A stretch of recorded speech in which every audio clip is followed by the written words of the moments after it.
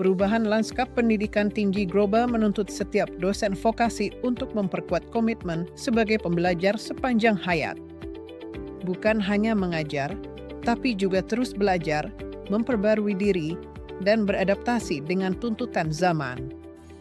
Modul di bab 5 ini dirancang untuk membantu Bapak dan Ibu mengintegrasikan budaya belajar sepanjang hayat ke dalam praktik pengajaran vokasi.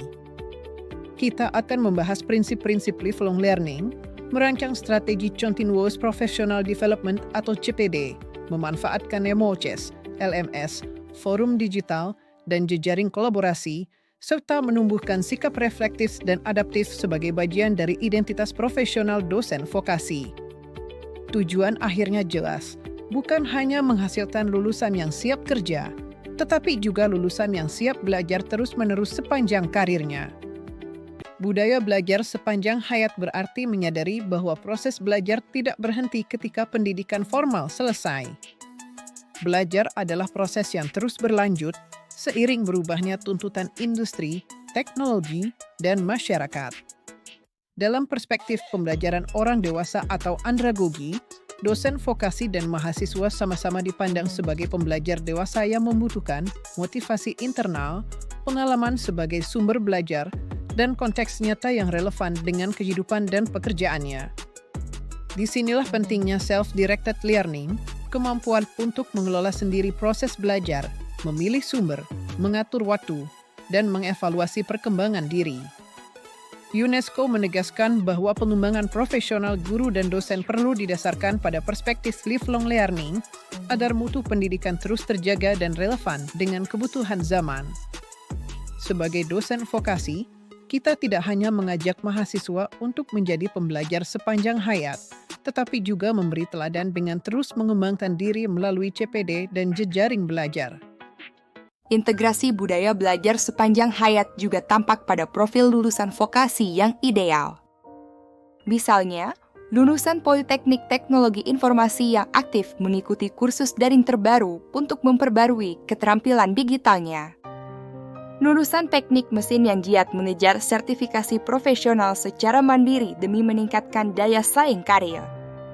Atau lulusan Politeknik Kesehatan yang rutin memperbarui kompetensi klinis melalui seminar ilmiah dan pelatihan berkelanjutan. Untuk mendukung hal ini, modul disusun dalam bentuk modul berbasis MOOC. Ada pendahuluan tentang urgensi lifelong learning, pemaparan teori pembelajaran dewasa, contoh praktik dan studi kasus vokasi, serta aktivitas interaktif seperti refleksi pribadi, analisis kasus, dan tugas mandiri menyusun rencana pengembangan profesional untuk 6 bulan ke depan. Format MOOC yang bersifat terbuka, fleksibel, dan lintas institusi memungkinkan dosen vokasi dari berbagai kampus belajar bersama, saling berbagi sumber, dan memperbarui kompetensinya secara berkelanjutan. Pada akhirnya, integrasi budaya belajar sepanjang hayat dalam modul ini ingin mendorong dosen vokasi menjadi pembelajar seumur hidup sekaligus agen perubahan dalam pembelajaran. Modul ini tidak hanya menyajikan materi pedagogi, tetapi juga menumbuhkan sikap continuous learning dan jejaring kolaboratif yang esensial bagi pengembangan karir vokasi di masa depan. Lalu, bagaimana mengintegrasikan budaya belajar sepanjang hayat ke dalam pembelajaran vokasi sehari-hari? Modul ini menawarkan beberapa strategi yang bisa langsung Bapak Ibu terapkan. Pertama, pembelajaran kolaboratif dan berbasis proyek. Misalnya, proyek otomotif yang mengharuskan mahasiswa mengakses literatur teknis terbaru untuk memecahkan masalah nyata di bengkel atau industri. Pendekatan ini melatih mahasiswa untuk mencari informasi tambahan secara mandiri, berinovasi, tekun menghadapi tantangan teknis, dan bekerja sama dalam tim. Kedua, studi kasus dan refleksi.